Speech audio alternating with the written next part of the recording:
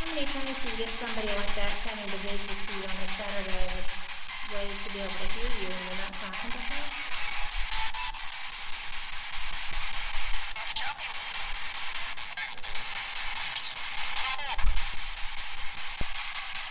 How many times do you get somebody like that coming to visit you on a Saturday with ways to be able to hear you and you're not talking to her?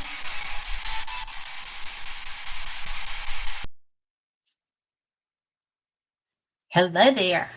I was just listening to that too. So I am so glad you're here tonight. I am Kat Hobson. I am your host. I am thrilled to be here tonight.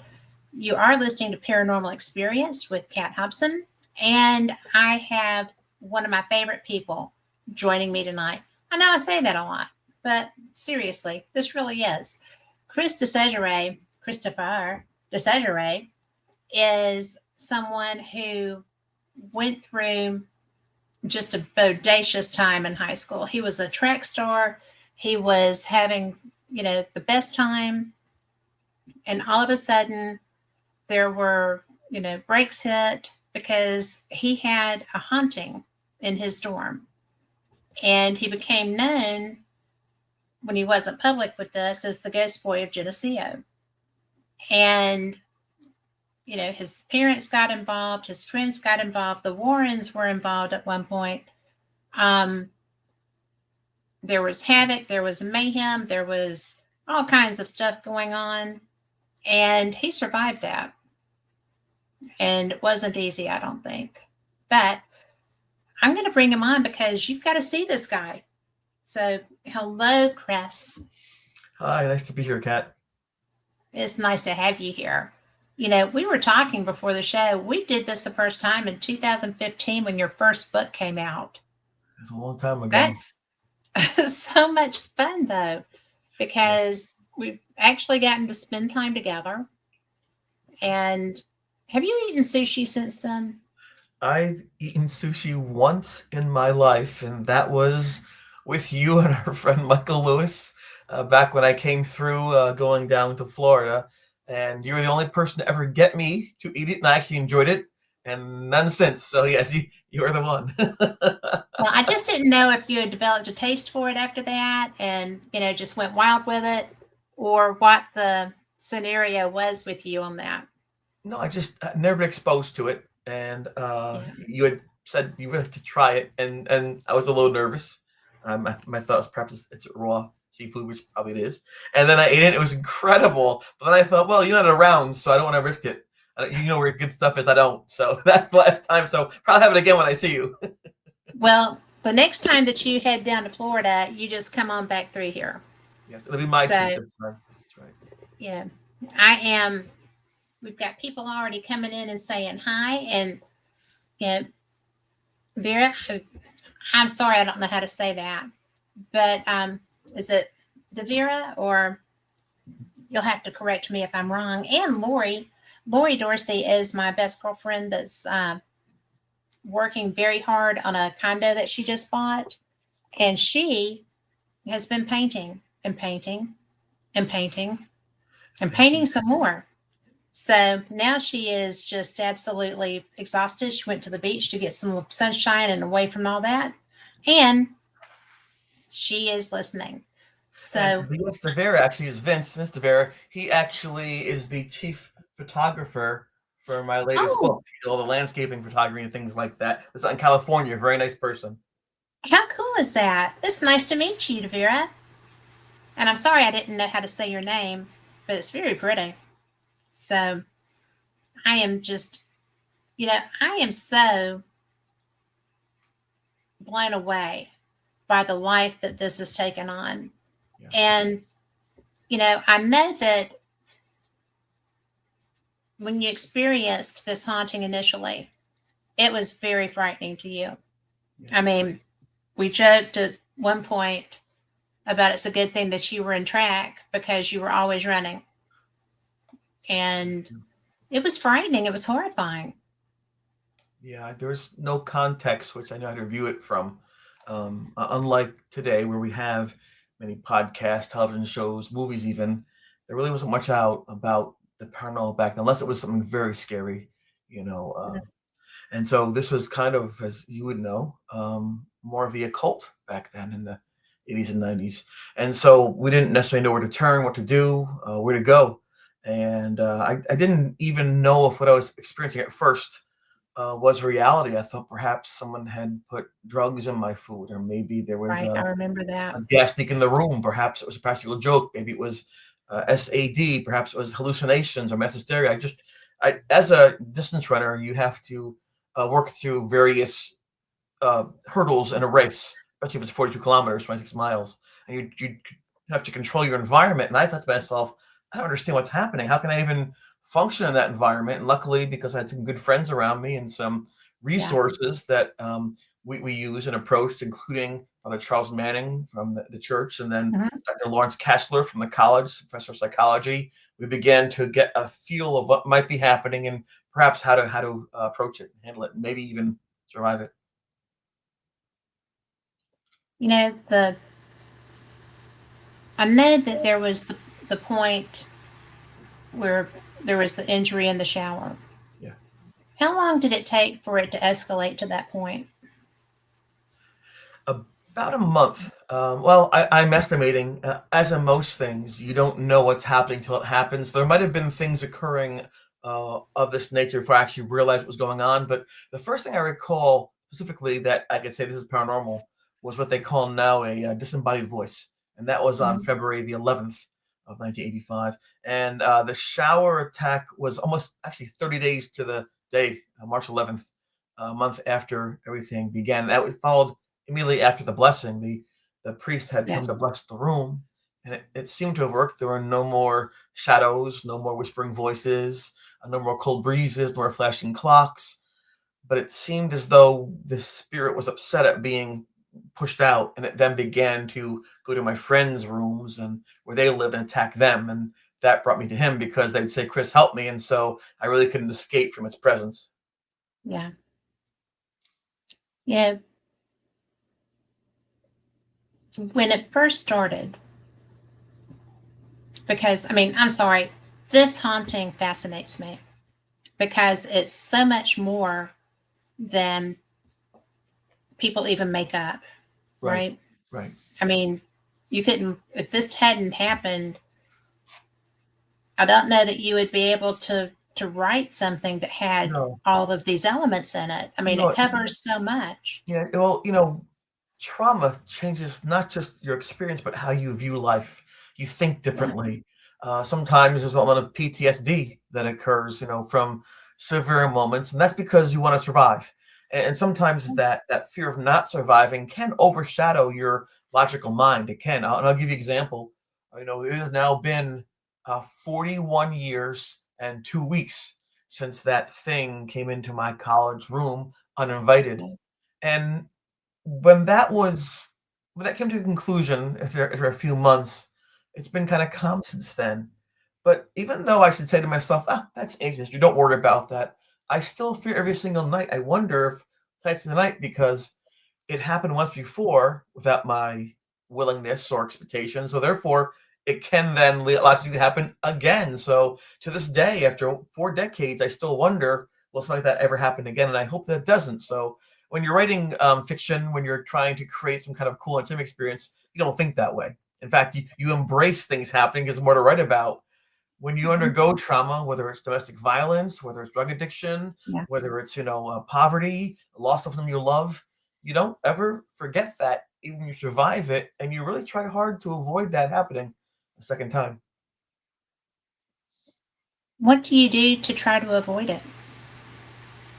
Well, that's a good question. I try not to notice things that might seem potentially of paranormal.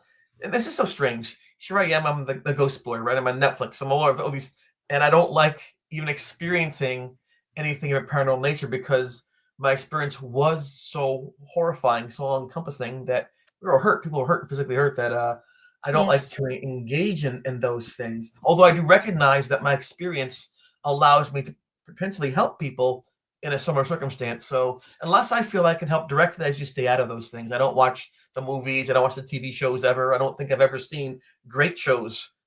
Ghost GHI might have seen one time. I've never seen Ghost Adventures. I don't watch the shows because it reminds me of what happened to me, and also because sometimes I wonder about the veracity of what they're doing. Sometimes having been both in front of the camera and then in experiences, you begin to see some of what goes on in some of the productions. And I remember talking to a few people who are very big in the field of the paranormal entertainment, and they admit, a lot of times they're forced to create experiences. They're forced to have something happen because the show has sponsors. The show has a set amount of resources. If nothing happens, then they have no show. So they'll kick the wall on purpose and react to it a second time. And a lot of it stays. A lot of it is pre-planned or written. However, there are times, they told me, where things do happen. They're frustrated because they have to move on to another place. They really can't investigate like they want to, but they feel that by doing these shows, even if they're mostly entertainment, they can highlight historical sites, events, and people, share terminology that's used in the field, maybe some equipment they can use, maybe normalize it as a process of life as opposed to some strange occult thing. So even though they do admit that most of it is not real per se, they do feel there's a reason to have it happen, and people do seem to enjoy them. Well, I think that I would agree with that, because I know some of the people that do those shows too, and I've actually been on one, which was such a trip for me, because I was like, oh well, look, Here I am. and it was terrible, but it was awful. But the whole point of the that enterprise is viewership. Viewership sells ads. Yes. Ads sell soap. You got to have soap. But that's why they call them soap operas. Did you know that? I believe that. But, that makes sense to me. So, when you were going through that, there was nothing funny about that to you. No. And I mean, at all. And you mentioned, Kat, the shower attack. I just real quick, I want to share that, if you don't mind, with your listeners. No, I don't mind a bit. We got 2 hours. You say what you want. Got it. Cool. So I didn't know that could happen. I had the first month I'd experienced the thing looking at me very close to my face. That was startling. I recognized that these things could drain energy from locations, so that my clocks would flash, get very cold feeling in the room. You might yourself lose some body heat. I recognized that. I knew that they could, by that point in time, state things, whisper things. There was an aspect of communication that was possible. I had no pre-concept of an attack, something that was brutal, where it would actually pierce your skin and threaten your life. So I think that when it first happened, the attack, I was probably in shock. This happened right after the priest had blessed the room. The following day, I ran a mile race. We had a collegiate Olympic ceremony there. I ran the mile, and I was worried about winning it because I hadn't been running well, and surprisingly I won it. And then I went for a nice, easy 9-mile cool down through the fields and roads of Geneseo. And that's why I went past that tree that's referenced a lot of times in the TV shows for the torture tree, not knowing what it was back then. And I came back, and I'm, of course, you're sweaty, you're hot, and you take a shower to clean yourself up. And I'm in the shower, and I notice it gets very dark inside the bathroom. I thought, why is it dark in here? And I looked up, and I could see above me the silhouette of the ghost. And it was the ghost because the way the head tilted, as it always did. It was a telltale sign of what this was. I thought, wait a second. I must just be seeing things, because the priest had blessed the room. It should be gone by now. I didn't understand how things might work otherwise. And so I ran out to the middle of the bathroom floor, just make sure that no one's in there. And I said, well, you know what? It must be the ghost then. I'll just turn the water off in the shower so there's no flooding in the bathroom. Then I'll just head out and round 2 with the priest, right? And so I go into the shower, and as I'm turning the water off with the lever, there's like a lever, as I turn it off, it feels as though I'm struck forcefully with a knife in the back of my spine. And I use that knife analogy specifically because if you've ever been making salad or cutting up vegetables or things, and you ever slice your finger with a knife, it's a clean cut. At first, you don't feel it. It's just like, but in a few seconds, here comes the sharp pain, right? It doesn't take long. Yeah. Where these things, but in the cold water, right? So because I didn't feel like a sharp pain, I knew that must have been like a sharp object. And the impact of that knife in my back pushed me into the wall. I hit my face Mhm. against the tile wall in the bathroom. I remember I could taste the bitter cleanser, the soap, talking about soaps, right? That they used to clean the bathroom wall with. I thought, oh my gosh, don't break my teeth out, please. Now, of course, in the movies, the girl always falls down and says, help me. No. I always told myself that you don't start a fight, you finish it. So someone's attacking me, I'm going to fight. We're all morphin. So I turned blindly and I just swung out to hit whoever's there, a good punch to the face. And then I was young and strong and healthy back then, so it'd have been a fierce punch, a haymaker, and I smashed out through the shower curtain. The shower curtain fell down all around me, and then when it settled by the floor, I looked, and there was nobody there, but I could see in the mirrors, which are above the two sinks where you brush your teeth and brush your hair. I see my back. What the? And I can see my back there was no knife there. There were these 3 scratches of uneven length. And it should have been like 5 if it's a hand, right? Or 1 if it's a knife, but there Right. were 3. I thought, that's weird. And they're already bleeding. And I remember I remember telling myself, I felt bad for that kid because I just recognized in that moment, he's in trouble. It was like out of body experience. And either because of the cold or the shock of what's happening or the pain of what was going on with my back, I fell to my knees and I screamed, who are you? What are you? Show yourself, you coward. And there was no answer, just the dripping of the shower head for where the water's still slowly dripping out. And I fell onto the bathroom floor. If you think about it, it's disgusting. It's a dirty, wet Yeah. boy's bathroom floor. It's probably the worst place you ever fall, but Not where I would want to lay down. But yeah. no, but I didn't care. I had to collapse. Well, at that point, you have to get some I had to respite. study myself, right? And Yeah.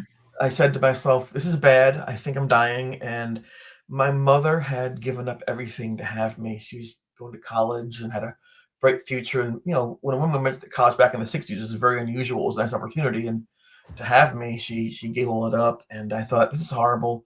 Here I am. I'm a teenager. She did everything to have me and raise me. I'm going to die on the floor at 18 in college where she should have been. And I thought it was a horrible fate for her. So I told myself, don't make a face. Just calm your expression down so that when she sees you in the casket, she won't be alarmed. She'll feel that you had some sort of peace if you just, see you rather than being horrified even further by expression of horror on my face. So I just kind of calmed my face down and my eyes caught hold of one thing. There was a droplet, a small bead of water, pear-shaped, on my wrist from when I was in the shower. And in that shimmering bead, I could see the room was upside down. And I thought, whoa, that's cool. It's science because water refracts, it deflects, Yeah. changes light. That's cool. And then it dropped So you were down. thinking well. Yeah, that's perfect. But then it fell. I was sad, and I said, wait a second. If the water falls, that means gravity's working because gravity pulls at 9.8 feet per second. So okay, I've got refraction, I've got gravity. So I put my gaze down right by my face in front of me on the tile floor, and the grout between the tiles was darkened from the drop of water. I thought, okay, it's moisture. So I knew in that very strange moment, very quiet, strange, meaningless moment, I realized that I'm not going crazy, that these things are actually happening and science works. So what is this? I didn't know how to connect my reality with what's supposed to be happening in reality. And I thought, I just can't keep doing this. I can't every day wonder if I'm going crazy. I'll put my mind back together every single day. And maybe a pretty good teacher because now when I work with someone who has dyslexia, for example, it's like, oh, they're not trying. They're just lazy. They're stupid. No, they see the alphabet different than we see it and the construction is different, but they're as smart as you are. And I realized in that moment, wow, people have different lenses in this same experience. We have to be careful to judge and rather it's better to understand. So I'm ready just to go to sleep. I don't want to die, but I don't have to live. Then I hear the door open up to the bathroom and the warm, dry air comes over my heels, up my legs and up my back. And I hear somebody in the room with their feet, and then I'm being picked up. I hear someone saying to me, "Are you okay? What happened, Chris? You're bleeding." And then I kind of get my bearing a little bit, and I see Jeff's face, and you're okay. And I just can barely speak. I'm like, he put a towel around me. He dragged me into his room, C2D2, and then Ed is in there, and Beth and Linda, everyone is in there. I'm like, oh my God, look at your back. What happened? And it was pure chaos. And they really wanted to bring me to the hospital. I was sincere about that I was bleeding so badly. And I said, I'm not going to go. I'll fight you all. And that was the thing, like on television, those interventions they call them, where there's one guy in the middle and then the family who loves them so much trying to save them from their own mind. And I realized that moment thinking, oh my God, it's an intervention and I'm the guy. And I always like people on the outside to help. It is a different kind of intervention, right? Yeah, This but I was is like, a how did I get here? How did I get that? How am I? The guy in the middle has to go someplace. So I thought, okay, think quickly because I can't lose control of the moment. If they bring me to the hospital, they'll sedate me. They might feel I'm self-harming. They might try to, secure me so I can't move good, and the ghost will find me. I can't have that happen. So how do I have our worlds match? So I thought, okay, my lens is stay here. So I said, wait. I said, get peroxide, get some cotton swabs, get some bandages. And so for 47 minutes, I'll never forget the time, it was peroxide and cotton swab on the wound and oh bandage. sure, yeah. And so my whole back was lined with like a whole strip of these bandages. And I learned quickly that you really can't wear a shirt. And it happens, they tear off and it rips and it hurts. So I sat in my room Yes. for 3 days with no shirt on, just kind of shivering in the cold rather than go to the hospital. Before they put those bandages on my back, Jeff had said, the natural light's fading out the window. He looked out of his window up to the campus. He goes, if you want a picture, that's how to get the picture of your back, because this is fascinating evidence. And I already had gone through the trauma of having the ghost picture out there with the skeleton and my hands out. There's always rumors going who I am. And it became this big circus thing. And I just wanted a friend. I needed a friend. And I said to him, I said, Jeff, you're my friend. Don't take that picture. You won't do it. He said, but I want to. And I explained to him, please, I want to be Chris, not the ghost boy, please. Yeah. If you're my friend, put it down. And he did. And so that's why there's no photograph of the scratches. People say, where are the photograph then? I didn't want them, Kat. Well, and he's still your friend. Yeah, forever. And that same level of friend. That's the best thing. So I just, it just highlights the fact we weren't investigating, although some that did happen in the experience, we're surviving. I was just curious because how old were you? 17? I was 18. Went? Yeah. 18? And that just had to be. I remember my son when he was 18. Yeah. Right. And he was pretty much, he was big, monstrous. He's like 6'2", 6'3". And, it's, he would not have dealt with that well either. And I don't know that he would have dealt with that as well as you did, because even though I used to razz you about how fast you could run when, because you were always running out of the room when the ghost showed up. And you put that in your book. That's not a secret. No, not a secret. But, it's so interesting to me because there's so much going on, especially in an athlete, because you are having to maintain. Yeah. But in a male body at that age, there's so many transitions happening. And so the stress of the injury, the stress of the fear factor of the actual, there's somebody in my room and there's nobody here, what never ceases to, and we have a question I'm going to ask you in just a minute. Sure. But what never fails to amaze me is that y'all, from the get-go, from the moment that y'all recognized what was happening to you, and it was focused on you. Yes. Just you, for the most part. Singularly, until the blessing, yes. Yeah, but that to me, when we first spoke, and I'm like, how was that just you?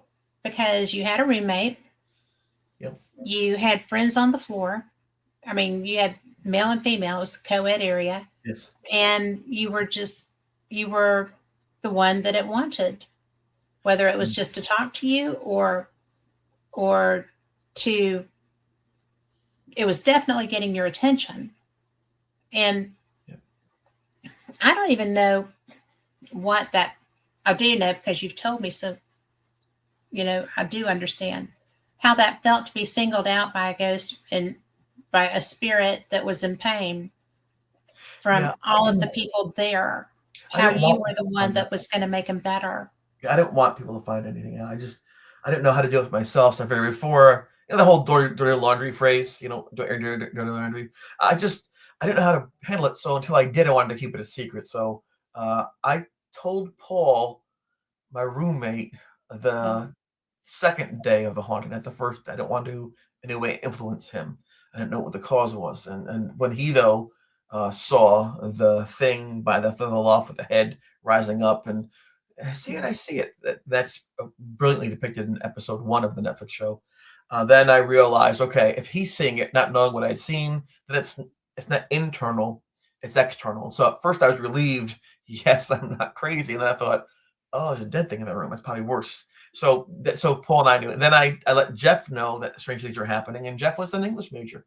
He loved writing. He loved photography. He loved music. He loved art. He was like a young Renaissance man, just if you such as your movie. He's still a Renaissance man. He really was. I can imagine him with a He married a Renaissance woman too.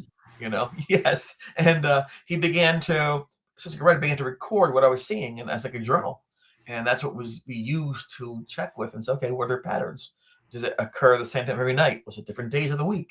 Did the weather impact things? We ate. We're trying to look for variables that would help us understand and maybe even control what was going on. In my suite, there was myself and Paul and Craig was there for a while, and Ed and Jeff and Brian and Luke, lots of us. And then there were 4 quads. So about 30 people at all times running through. I didn't want people to find that out.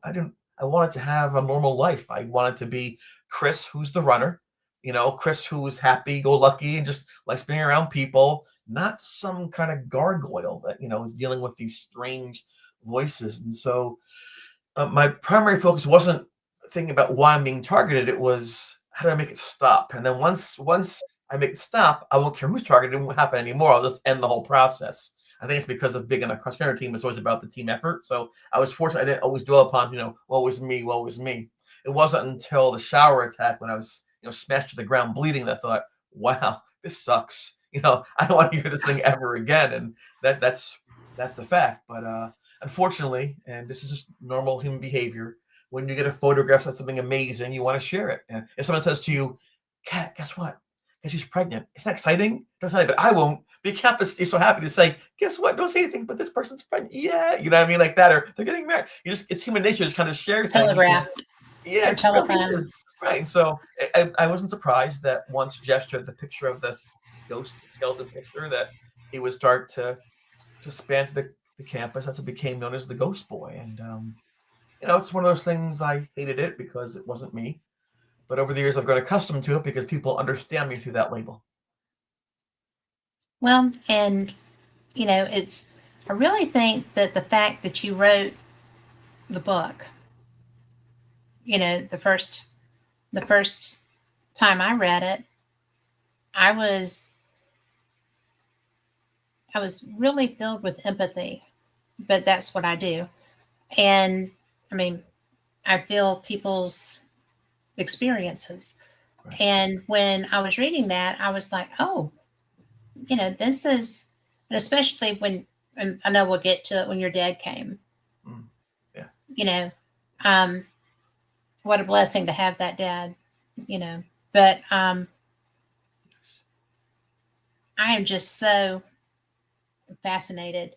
Now, when we were talking about the shows, okay, and we both know that ghosts do not work on a schedule. They do not. And they don't hear what it's their own schedule, apparently. Huh? It's their own schedule, not ours. Right. So they don't they don't care how much money you've got tied up in the lighting for this shot and blah blah blah. But although they have gotten much better at shooting on the run now than they were initially when the show started. Yes. But the equipment's better. But when you were talking about, sometimes there is a need to get something and go on. And Jan in chat wanted to know, does that frustrate you, being someone who has experienced a real thing and you would like to see the real, nothing but real stuff? How does that make you feel? I think I'm split on that. I think in an ideal world, which we're just not going to have right now, everything that was filmed would be authentic. I think that'd be a great service to everyone. However, we don't live in that ideal world, and sometimes you have to compromise to get things done how Congress should work. And so I recognize, even though about 40% of what people see on TV is scripted or not real per se. A lot of it is real, and people who do these shows Yes. do believe in what they're doing, and they really try hard to present evidence as best they can, given the circumstances of trying to film and whatnot. The Netflix show is in production for over 4 years. It took 4 years for them to create that hour and 40 minutes that people will Yeah. now see. So it's a lot of work, a lot of hands, and even our experience. It's a funny story. Getting to answer Jan's question, kind of around about fashion. I was first contacted about perhaps doing this docu series for Netflix over 4 years ago. There's an email from a company, All Three Media, Raw Studios in London, the UK, and I thought this is a scam, so I delete, put in trash bin. Then I got a second one, and I think, boy, they're persistent. I'll tell you that. So I just trash. So They're then I was, efficient scammers, right? yes, I was at an event, and I happened to see John Zaffis, the Haunted Collector. I've known him for a number of years. He's always been very kind to me. I said, you know what? He'll know.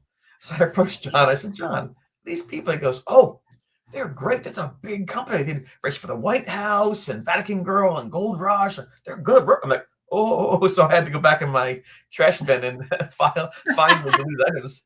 You had And trashed them? yeah, I trashed them. I thought, Oh, you're funny. like they were still there, and they said, "Oh, thank you for reaching. We didn't know how to get a hold of you. We're getting nervous, but." And what happened was Netflix, James Wan, we didn't know the name at the time. He did like The Conjuring and Aquaman things.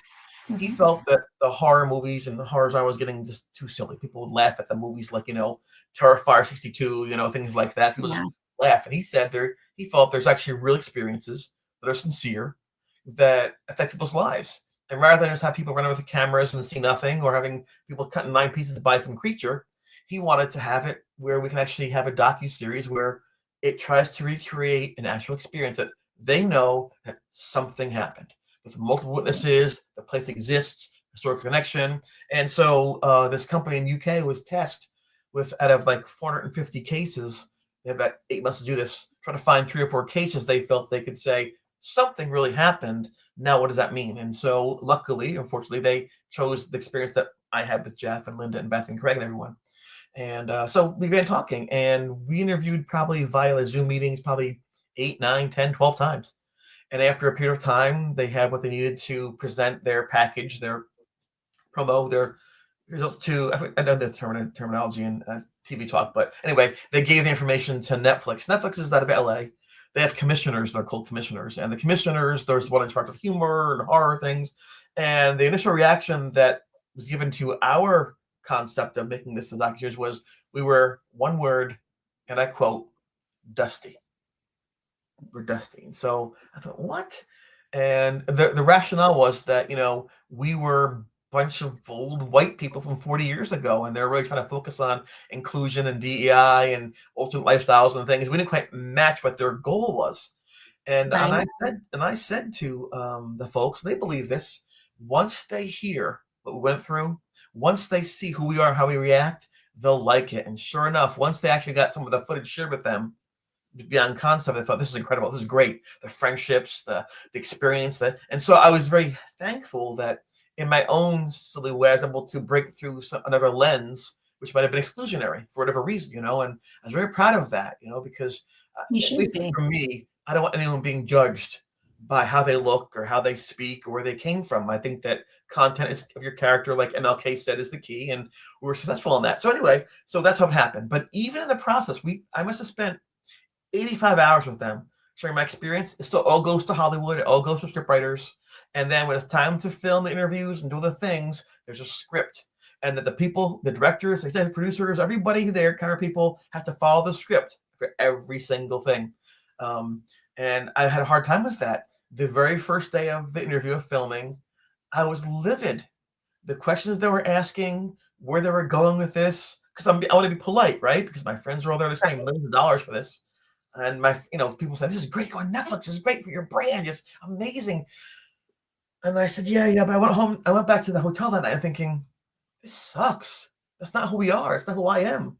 This is not right. I can't do this anymore. And so next day they picked me up in the car and they brought me to the studio. And I said, listen, I'm not happy. Whoever wrote this did a terrible job. Not only was there in the car, of course, right? I said, they picked all the one-offs. That's not the right.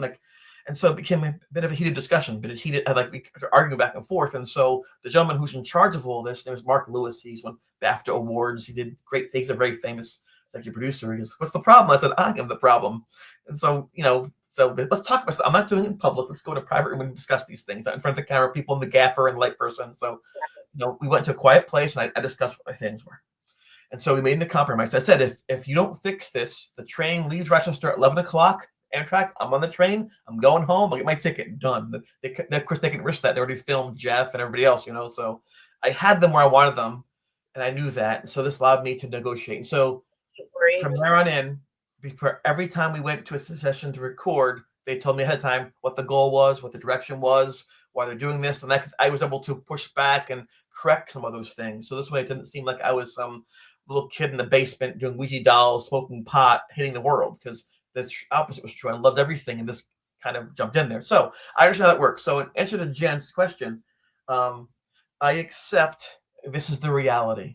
And I can tell you that I think for the most part, those shows do a positive service, as I mentioned before, in that they help to inform, to entertain, to expand people's vocabulary and horizons. They call attention to historic sites that otherwise fall into ruin.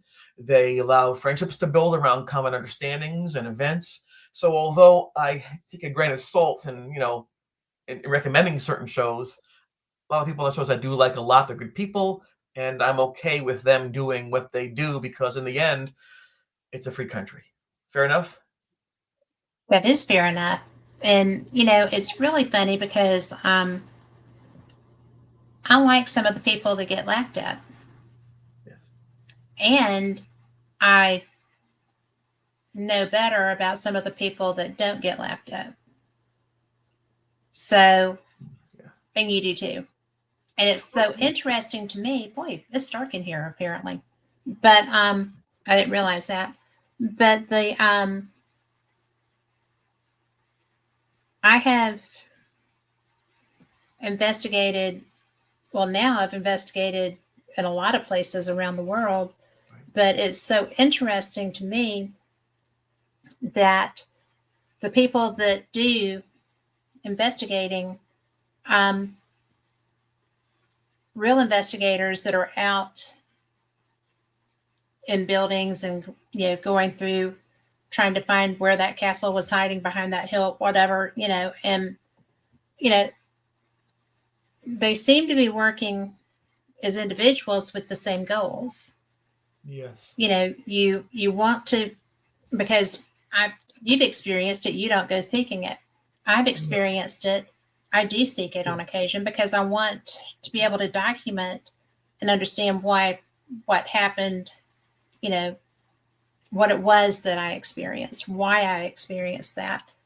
And, it's really funny because the show I was on, I was terrible on that show, but, and that's okay because it's not what I do for a living, but it was so funny because, I pissed off some ghosts in a jail. Okay. And I was obnoxious. But they had been obnoxious first. And so you're standing your ground. I did. And, kind of maybe I was obnoxious first. I don't know. It was give and take. But I'm hearing all these sounds. Fair about it. At least you're fair. Everything is banging. There's nobody there. Right. The cell doors aren't moving. All this stuff is happening. And I'm getting mad because my computer's messing up. I'm trying to do a live broadcast from there. It wouldn't work. So it turned into a big thing. And when they were interested in the jail, the person that owned it said, she had this happen. Why don't you talk to her? And it was funny because this was a show that I thought was Hokum. Right? Because of who was in it. It wasn't Zach. Everybody thinks Zach is full of Hokum, but that's not who it was. And they weren't. The producers were amazing. They investigated too, as they were filming. They were part of it. And I've not seen that before.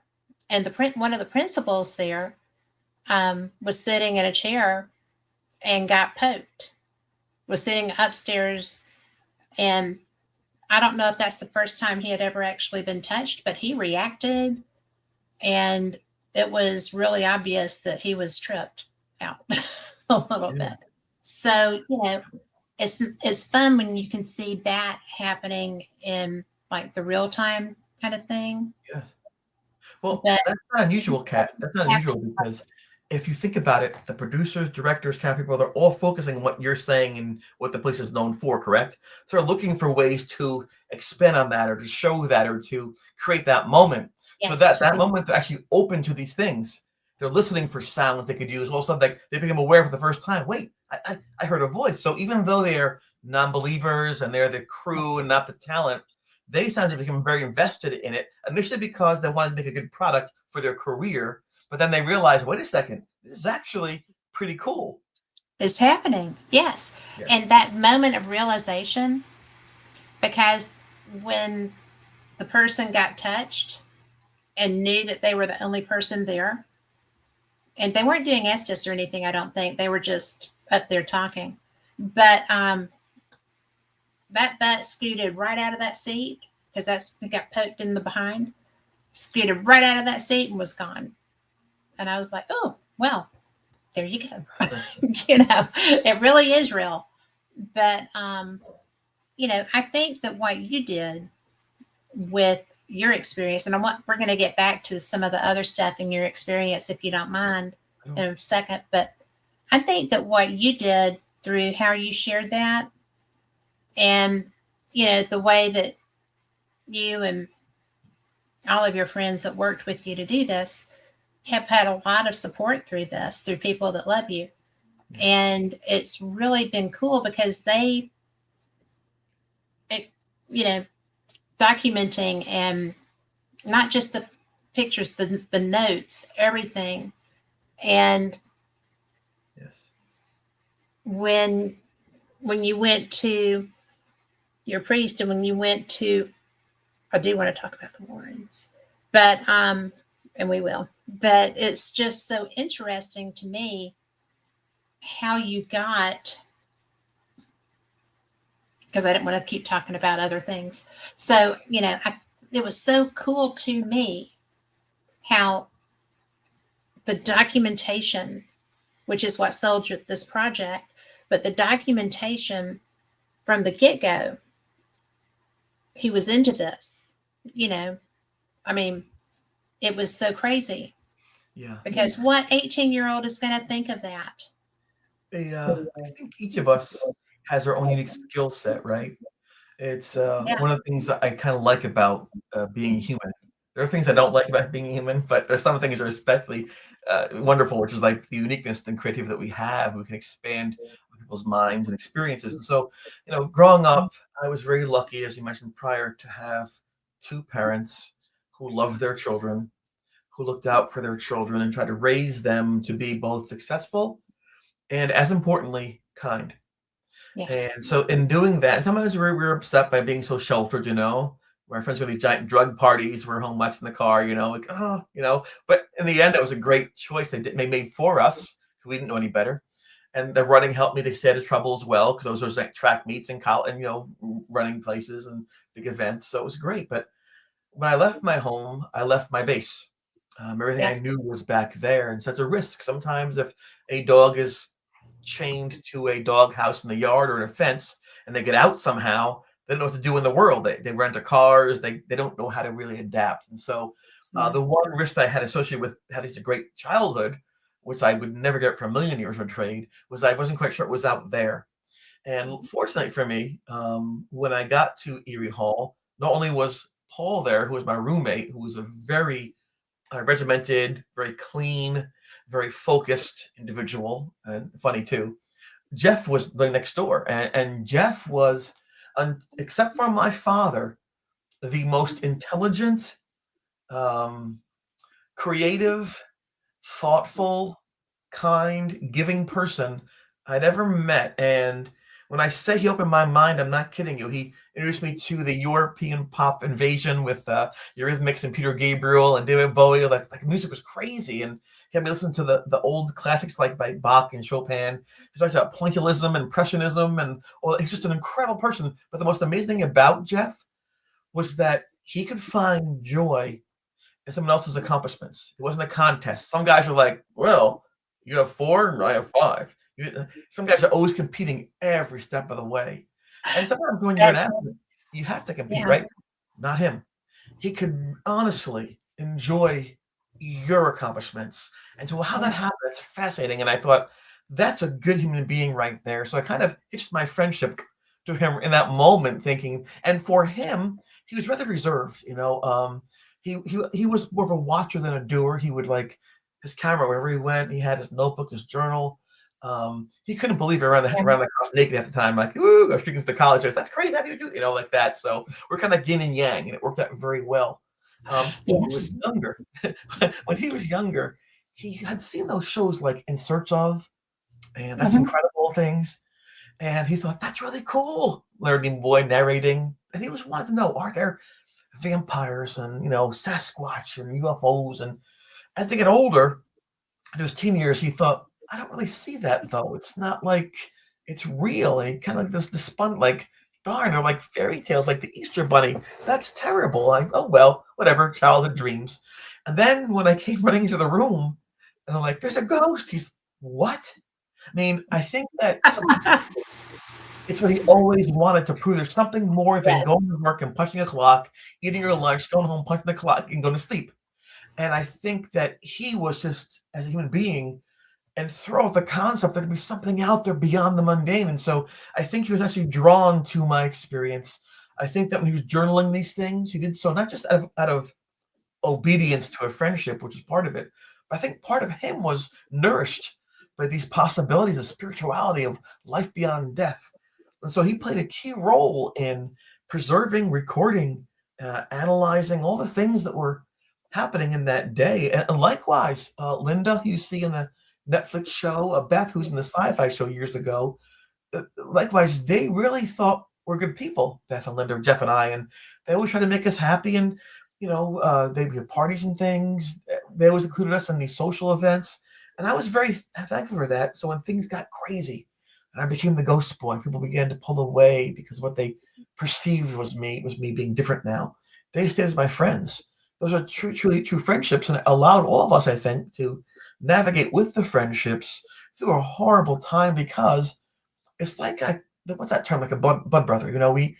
We suffered so much together that we became a family. We were bonded by our experience, and nothing can really, you can have waves in a friendship, ups and downs in a friendship. Nothing destroys those friendships because they go beyond any single moment or thing. So yes, I'm very lucky. We're all very lucky to have had the friendships that we had. And the cool thing about the Netflix show is that they focused on friends and family. It wasn't just about me and Jeff running around getting evidence. You heard Linda's backstory, Nice. and right, and all these things. And I thought that was fascinating. And that came about because every show looks for a direction. What's the main point? Initially, they're going to have it very, very evidence-based, a lot of music, like almost like chronology. And then they saw the friendships. Oh my God, it's 40 years, they're still friends. They talk so naturally. This is not a show. It's real, and they're bonded for life. And they thought there was a movie called Stand By Me. Dun, dun, dun, Yes. dun, where the young kids walking the railroad tracks looking for a body, written by Stephen King. And even though they find the body, it's not about that. It's about their experience on that train track, on that path to that goal, and how they became friends. And so kudos to Mark Lewis and to Simon Mills and Kelly Milbank, Wilson McLean, to Mark Atria, to those people who helped navigate that production towards the friendships, because at the end of the day, as they say nowadays, Kat, you could debate evidence until the cows come home if you still have any cows in the yard. But the one thing you can't debate is the value of friendship that lasts and endures. Well, and you're absolutely right. And I'm going to say that's very poignant to me, because I don't have a lot of people that I was young with. Because parents divorcing, mobile, all the stuff. And the most important one from that period died recently. I'm sorry to hear that. And so that was that was my big, holy crap moment, right? And it wasn't a good death. It was not a good death. And but his faith was always going to be strong through that. So, but it's so grounding. It's oh, hi Victoria. But it's so grounding to have that and the parents that you had. Yeah. And your whole family that you had. It wasn't me though, Kat, right? That's just circumstance. I could have been born It to a is single mom circumstance. trying to fight Yeah. her way through 3 jobs. So I got Yes. lucky in this case, right? That I had You the did. background I had. Because when I got Yes. unlucky with the ghost, it kind of bounced out. But you were not unlucky with the ghost, because the reason you could cope with it as well as you did was because of the base that you had. Yes. And that included family, that included friends, that included, the fact that you were really fast, you could run away. But the fact that there were so many people vested in caring for and loving you, that I'm sure that offered a degree of protection, even though you didn't feel like it did at the time. Well, I can't So, understand it, but I'm grateful for it.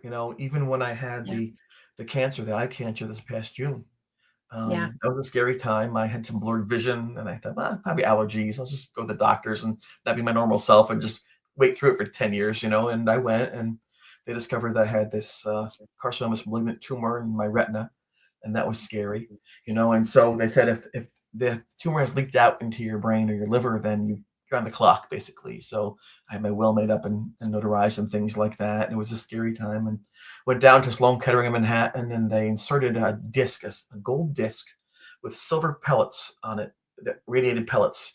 And they pulled my eye out of the way, and they put it back in there, and they put the eye back on top of it. Gross stuff. And then they burned out with this radiation, this focused radiation, the lesion from my retina. I was quarantined. I couldn't be around anybody for more than 15 minutes. I remember to ask the doctor, I'm like, so if no one could be near me because they'll die because of the radiation, but it's in my body. Question, is that good? And she said, well, she I laughed. had to have radioactive Whatever that iodine question, I'm because like, of the no, thyroid. you're I know not. exactly that. Right, I'm I like, know hello. that. So she goes, no, it's focused out of your eye. That's why it comes out. I'm like, okay, I'll take your word for that. But when I was in there, I was quarantined, just like in The Haunting. During The Haunting, because I was afraid of people getting hurt by things because of my back scratches, I'd be in that room for days at a time by myself, watching the world go on around me, and people playing frisbee and playing their boom boxes. Let's hear it for the book. And I thought, this is horrible. But it prepared me later on for this moment again, where once again I'm apart from the world, looking at the lights outside the window. I see Manhattan and the Chrysler Building and City Field. It's beautiful, but here I am, like dying inside alone, And people said prayers for me. Hundreds of people reached out and said, we love you. We got your back. You're a good person.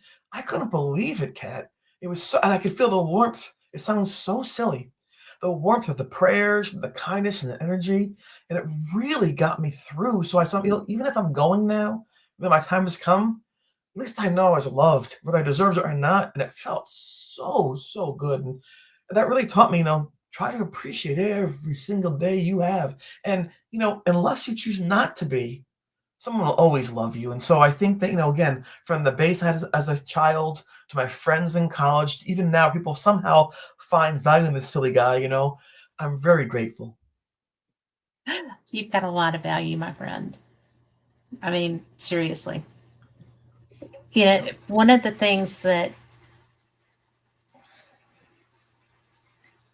we have another question, but one of the things that I've always liked about you is the fact that when you put out your book, when you were talking about, starting to speak about it once, and when we got to meet and got to know each other. Yeah.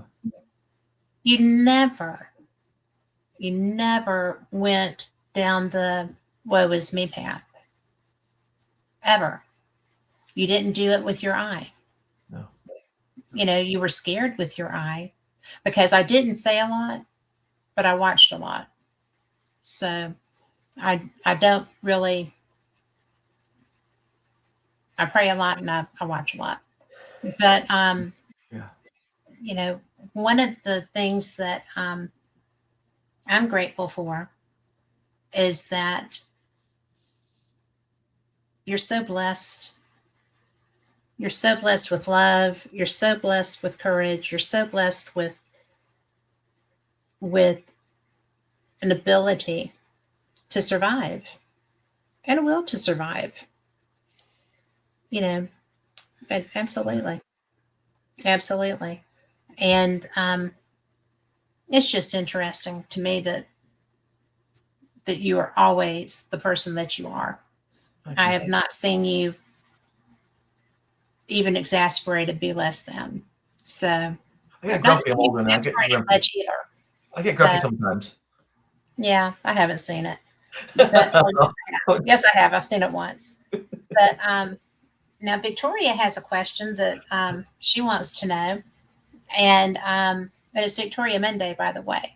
Yes. Thanks. Do you ever have more paranormal experiences? Yes.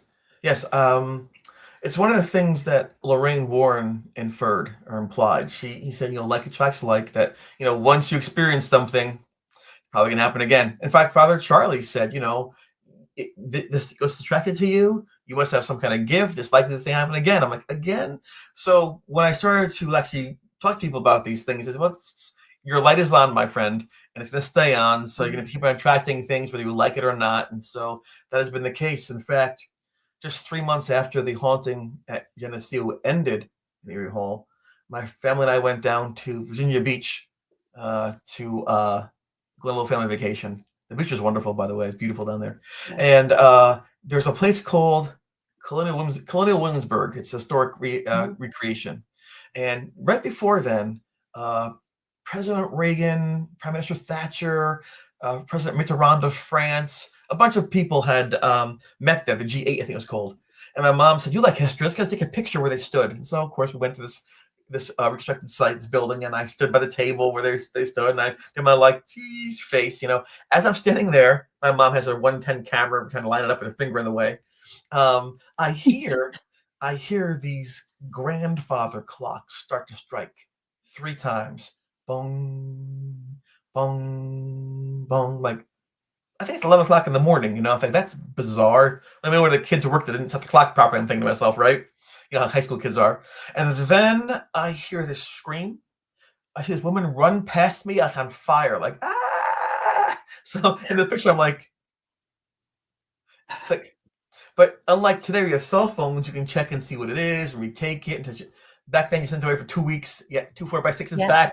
That's how it was. From Rhode Island, you sent them to. So we got the pictures back. I don't know, maybe a month later. My mom said, "Oh my gosh, look at this picture of you at that place."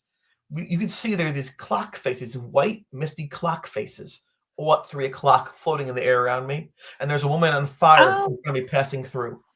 And so for the second time, after the ghost picture in college in the same year, here we go again. And so I knew then it's just not going to stop unless I tried to stop it. And so because the reactions to me were so strong that I seemed to have this such a strong inherent gift for this, but didn't want it, I repressed it. I was that 6'5" guy who doesn't play basketball. I was that girl who could draw in art class who won't draw. That was me because I didn't know how to control it. When I did do it, people noticed and the expectations on me. What's my aura? With the future? What does this mean in the Bible? I mean, people looked to me. I had such an incredible gift that they depended on me for these answers I couldn't answer for them. I felt uncomfortable. With Lorraine Warren, for example, that was bizarre. They gave us a wonderful lecture. They had these slides, which is, if you're a younger audience, it's still black and white photos, right? Advance, you push the button. They had these things they called EVPs. I'd never heard that word before, phrase it, electronic voice phenomena. And they played these things for this huge audience of hundreds of people. I just went because Jeff said I should go and it was free. And in fact, I have the poster from their lecture right there that Jeff showed to me, the dining hall table at college right there from 1984. In any event, so he went, and then at the end, Ed said, "Come up, meet Lorraine, say hello." And Jeff was like, "That's incredible. Let's go meet Lorraine." Just like you see in the Netflix show, you know. And I didn't know. I'm like, I'll be polite. And Jeff pushed me ahead of him, so I have to go first. I thought maybe to give him more time to ask his questions, you know, get him in line. So I got to the stage, and she said, "I will not shake your hand." And I looked behind me Mhm. like, who's she talking to? Who's misbehaving? You know, was my friends at college just being a moron? It was me. I couldn't understand it. And then she said, and this is not in the show, "I won't shake your hand. I don't want to know my future." I thought, what? And then Ed put his hands on me and pushed me off the stage. And that's how that transpired. I thought, what? It was only 33 years That was later. the weirdest thing. Yes. Well, I mean, that was the weirdest thing. And how would she not know her own future when you were I, going to show it to her? well, I don't know. So I had no idea. All I know is that to her, I was It's so probably a bad weird. person. Maybe I was evil. Maybe I something wrong with me. I don't know. Not even. I was so sad by it and so hurt emotionally because they're famous people and I'm some nobody and they threw me off the stage with all my friends that I didn't go on. They went on an investigation across the campus after that, and I didn't go because didn't want to be around them because I was embarrassed, you know. And Yeah, anyway, I so would have been. I mean, I get that. well, If you're a 33 years kid. later, 33 years later, I'm at this event and a woman comes up to me, very nice, pretty woman comes up to me and she says, "Hi, you're the ghost boy. You're Chris, right?" I'm like, "Yeah, that's the man. I was the ghost boy." She goes, "My mom loves you." I'm like, "Oh, who's your mom?" She goes, "Lorraine." I'm like, "Lorraine who?" "Lorraine Warren. I'm Judy. Nice to meet you." I'm like, so I said, "I'm very honored by that. Thank you so much, but you have the wrong Chris." It's another Chris. She did not like me. Let me tell you what actually happened when I met your mom and dad. And she laughed. She goes, "I know about that." So here's the backstory. And sometimes, you know, even we're smart, we're educated, we try to be observant. We don't always know everything. One of the reasons Yeah. relationships fail, things like that, we too much our own feels. So Judy didn't like scary stuff, much like me. And her parents were constantly going from college to college to college, touring and showing the evidence. So Judy would go along with them and she'd wait in the car and she'd do like crossword puzzles and word searches, things like that, you know.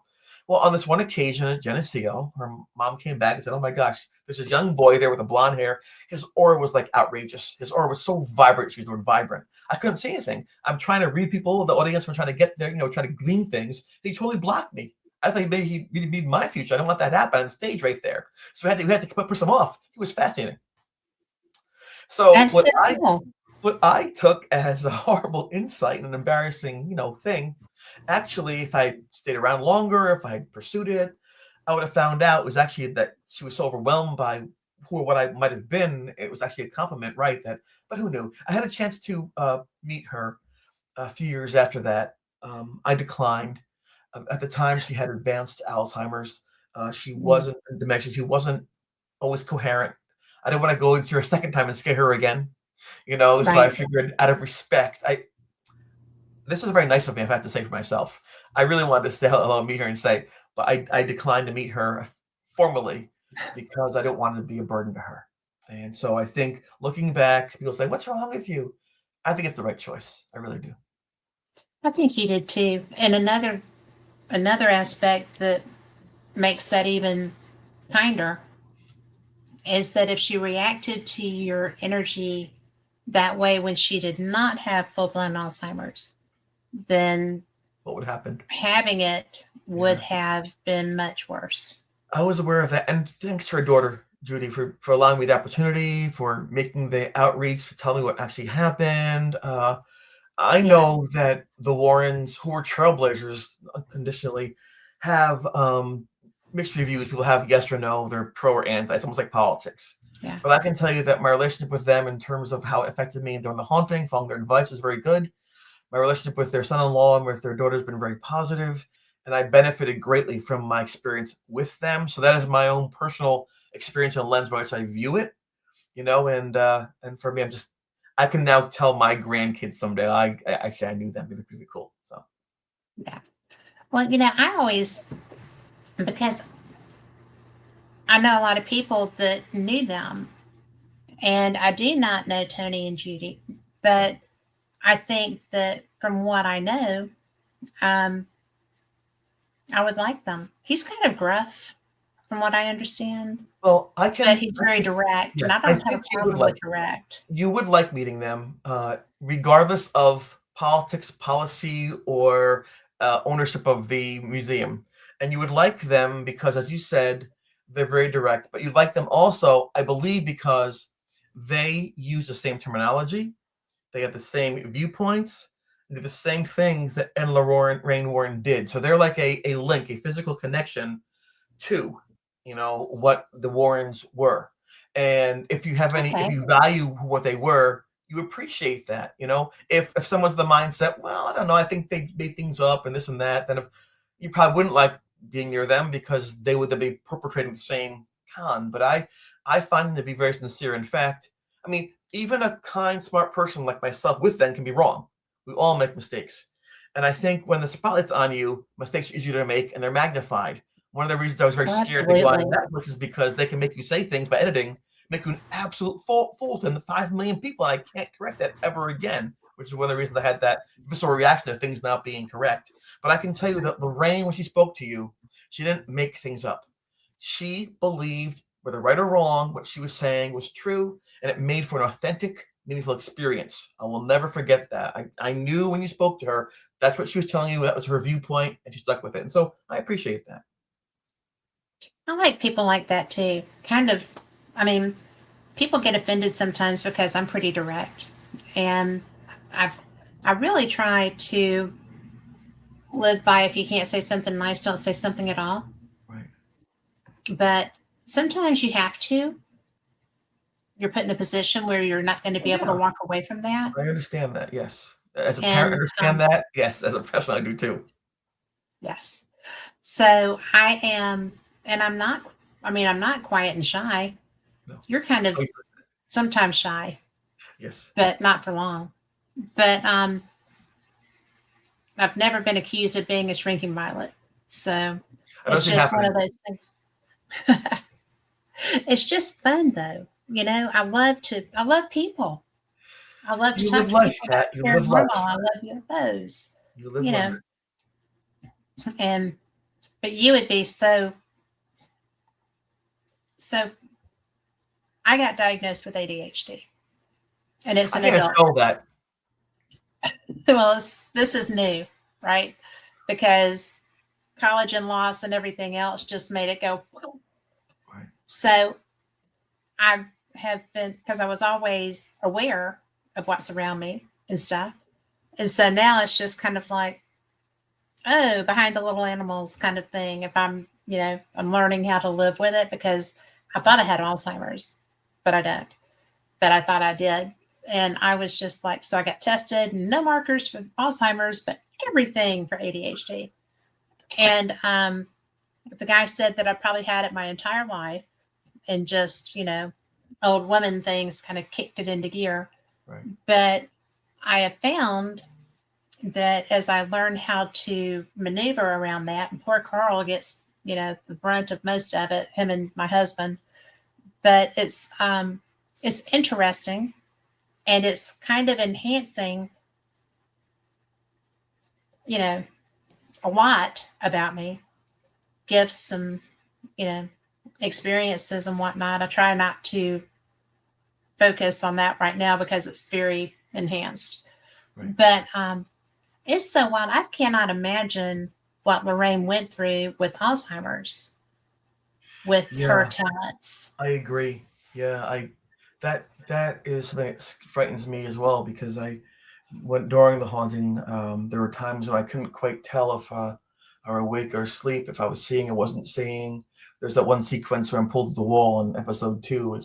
That speaks to that, and it's very scary when you're not quite sure if what you're perceiving is the reality that other people have.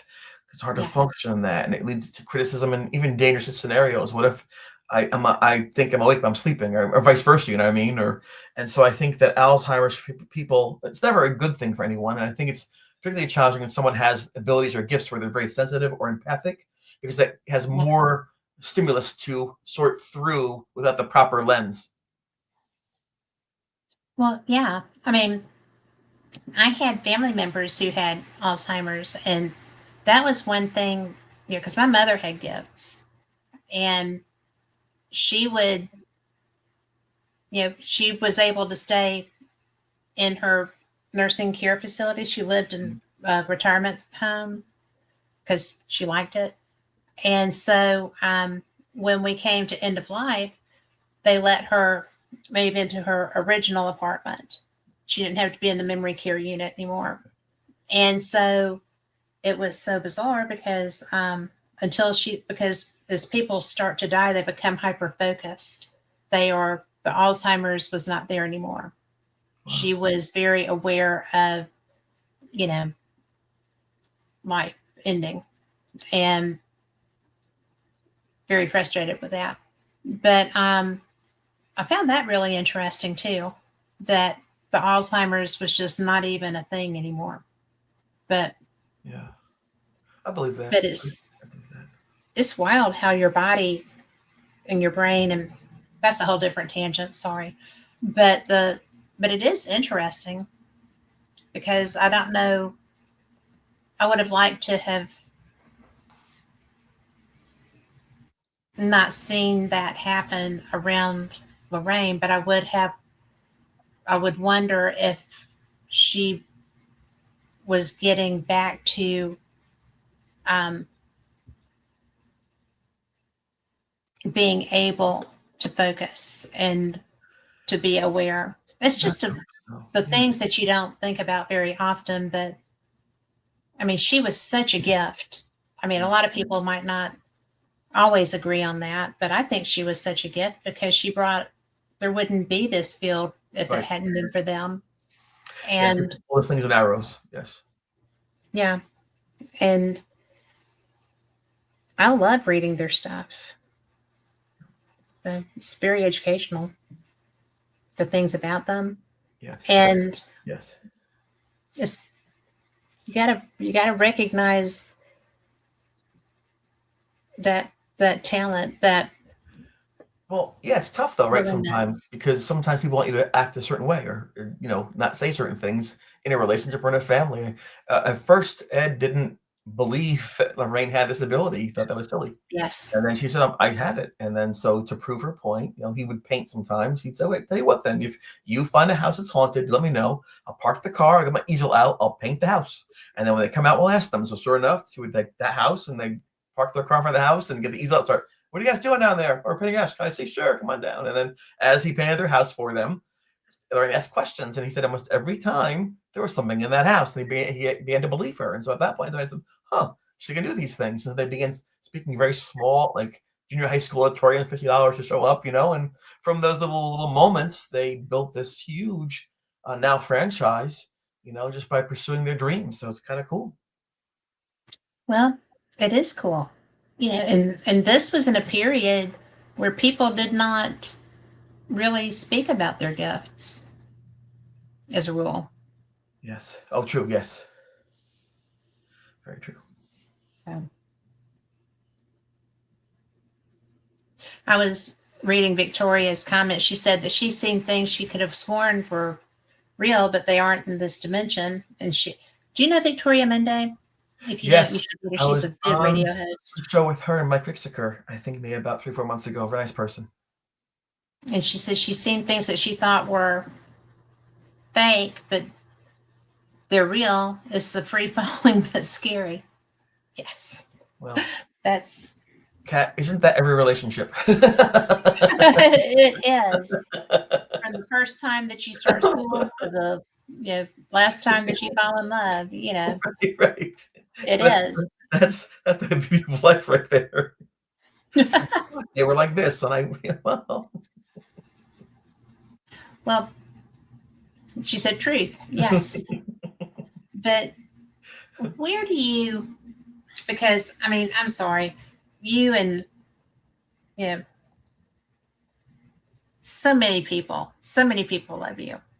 And when you did the first film, and because I remember the premiere, and I was so excited and so proud for all of you. That was such a big deal and so much fun for y'all. Did you picture ever being comfortable enough to come out that strongly with your history. No, not at all. Even my children didn't know for the longest time until I did the sci-fi show what was going on, what is out there. I always knew that this experience meant something beyond me. I didn't know how to be an effective messenger of what happened. Because on paper, it's, well, there's an attack, and there's fear, then there's worry, then there's fright, and it's, who wants to hear just a bunch of negativity? And it wasn't until I realized that surviving something as frightening as that is actually important. That's why I began to realize, people are sometimes ashamed by their past. I get it. But when you go beyond that, it's a beautiful thing. And so what allowed me to actually share was the fact that I could talk about surviving something in the hopes that maybe somebody can benefit from the coping mechanisms or observations that I had. It took a long time for me to trust to share. My friend Phil Casey, I think you met him a couple of times, my wingman there.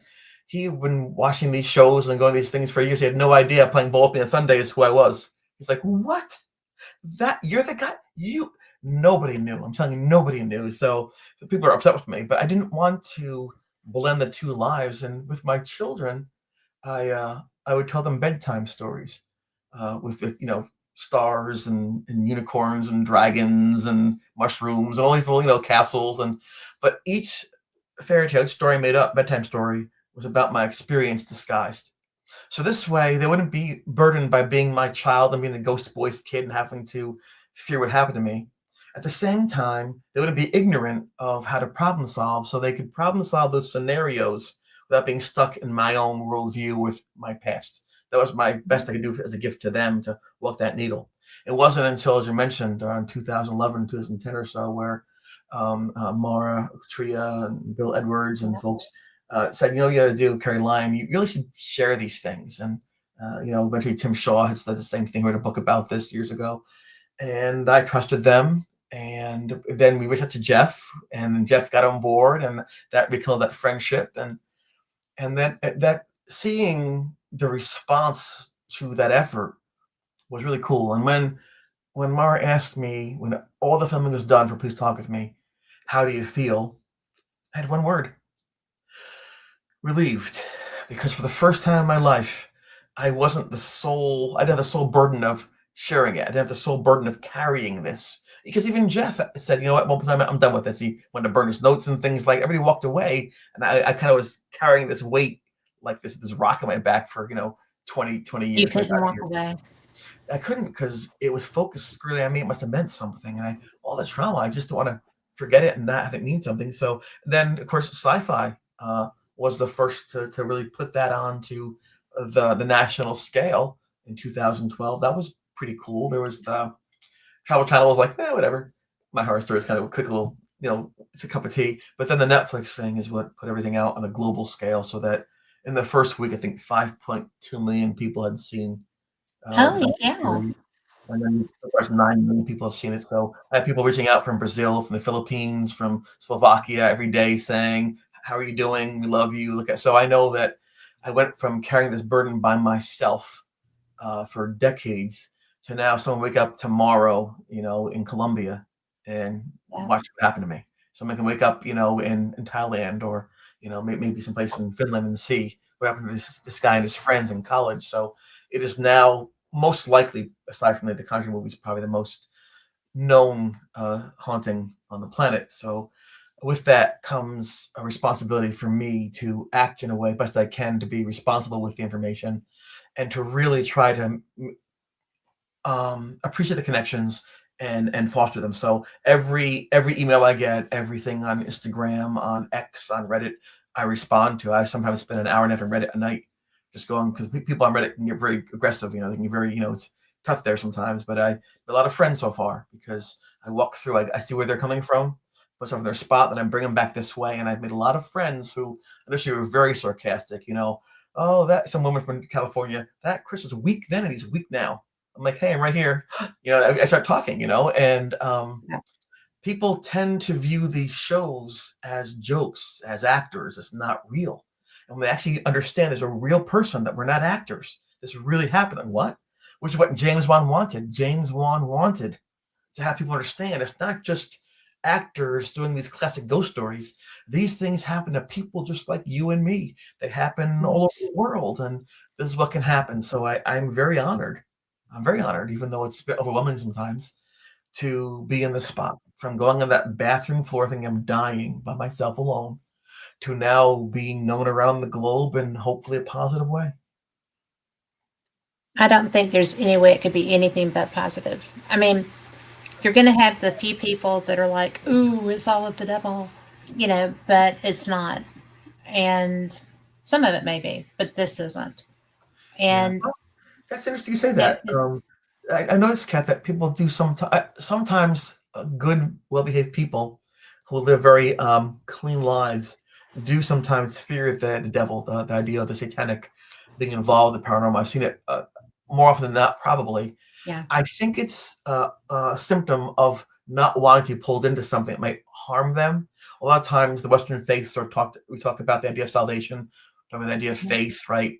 See without believing without seeing, and things like that. I think that people are their best foot forward, and just like anything else, I mean, alcohol can be fun to have, right? But it can kill you. All these things. So I think they fear being misled by something beyond the pages of the book, and I understand that fear, and I don't argue with them with that. And I tell them, listen, if the way you walk towards your light is your way, embrace it. But allow me to walk my way towards the light, and I would appreciate that. And I get very little blowback after that. yes. Well, there's not really much to say after that. Right. I hope not.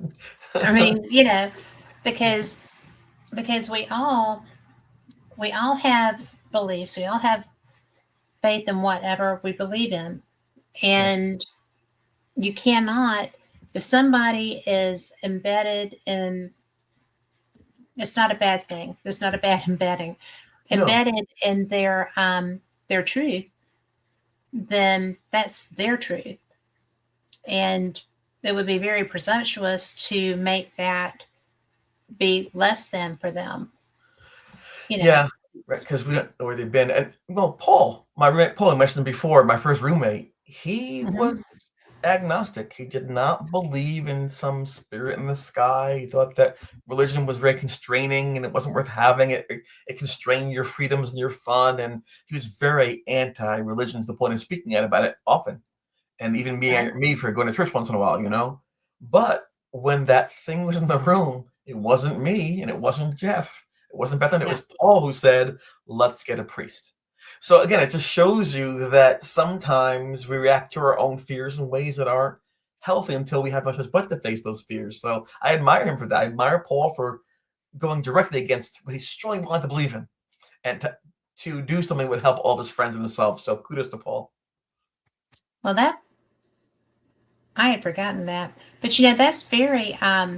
It's been a while since I read this first one, right? But I just find it fascinating because I was so surprised by how little the priest did to help you Oh, initially. okay. Well, it's probably worse than you think, and let me explain that. In the movies, they always go to some big, giant, picturesque church, and the priest opens the door, and he's like 7 feet tall, with a shock of white hair, and he's like, "In the Yes. name of," it's like, "Yeah, get him, Jesus," kind of thing. As the movies are, right? We went to the morning after all those crazy things happened with the ghost being in the room and things being torn apart. We walked up early in the morning, must have been 7 in the morning, freezing cold, our hair was like this. And we went to the Catholic church, the Roman Catholic church called St. Mary's up in town. And the priests would not see us. There had been an incident a couple weeks before where some of the college kids stole a communion wafer to prove it wasn't Mhm. holy, that it was just bread. They stole it. And so there was a thawing between like a relationship between the school kids and the church. It was a bad time. And I think that when we went up there saying it's a ghost, they figured we're trying to trick them again into doing something that would prove that they're frauds for believing this nonsense. It wasn't science. So they didn't want to see us. But a woman who worked at the Right. rectory gave us a small gold piece of paper. I call it my golden ticket. I've got my golden ticket. And on that ticket was written Father Charlie with a phone number. And that was the interfaith center on the college campus. And so that's where we went to go to see Father Charlie there. And when we met him, I was so disappointed. He was like 30. He had a little bit of a pot belly. He was young. It looked like he just came out of Woodstock concert. I'm like, what? What? It's if I'm a nasty rank writer and Jeff's a genius, if we can't handle this, how is this guy gonna do it? He looks like he's gonna go and sing like, are you Yes. going? No, but he was so good. He spent over an hour reading every page of Jeff's notes from start to finish. Start to finish. Actually, it was Paul and I who brought Jeff's notes with us. And Jeff said, don't lose them. Don't give them to him. We promised we wouldn't. At the end, he looked up, he said, very simply, I believe you. Oh my gosh. I don't want to say anything because to recollect it makes you re-experience it. So the notes were very helpful to have him. And he says, I'm going to help you. I said, thank you so much. I was almost in tears, like, yes. And he said, I have some questions for you. No problem, sir. You guys doing drugs? I was crestfallen. Fair question. No. And he said, listen, I'm not accusing you. What these notes say, and I believe something's happening by your looks in your face, your eyes, I mean, something bad's happening to you. But if I don't know what's happening, I can't help you. If you are doing drugs or, crazy things, I don't know, I can't help you. So don't take it personal. So I kind of relaxed, I understand. And then after we went through, there's no this, no that, no smoking this. And he said, okay, I'll come to your room. And he said, I will fix your stereo for you. And I thought, fix our stereo? You listen, what are you talking? He goes, listen, I'm a priest. I can't go to the college and saying I'm doing a big ceremony. It's not permitted on secular grounds. I read in the notes there was a stereo in your room, Paul's stereo, right? I'm going to fix your stereo. I'm like, oh my gosh, this is the coolest thing ever, right? Yes. So then the following weekend, he shows up at night to fix the stereo. They sign him in. He comes up to the room. He just jack up. I see his collar. I'm like, yes. It was really like those John le Carre spy novels. Like, so at first I'm thinking, this guy's done. He can't do anything. He was brilliant. So I said to him, are you going to exercise the room? Because you don't exercise the room. That's to do a person. Are you possessed? I'm like, no. It's right. So I'm going to do a blessing. And a blessing basically asks the spirit to find rest some other place, makes this room off limits, and it protects you as well. I'm here for you and the thing. I'm like, that is so cool. So anyway, he took this oil and he put it on my forehead in the shape of a cross, like you see the movies. I'm like, whoa. I was so freaked out. I'm like, ugh. And then I've been blessed by a priest before with like oil on my forehead. I was like, what is that about? And then he started reading, and I'm trying to think. I had saved it at one point in time when he read, but it was a prayer for the sick, basically. And he asked that, God, that your servant Christopher, who is a good person, follows your laws, can you please protect him and keep him safe? All these things. We ask in your name that it was amazing, the ceremony, and he got done with the ceremony. It wasn't like in the shows where there's like earthquakes and the sun parts, and it's like, it was just a nice, beautiful thing. And then he got done.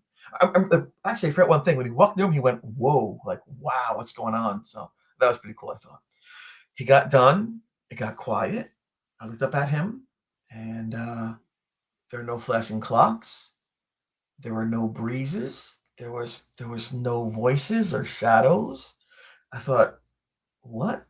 I said, am I going to be okay? And he said, yeah. I did this blessing, and you should be fine now. I said, can I get back in the room? No, only invite him back in. I'm like, that won't happen. So that's how that worked.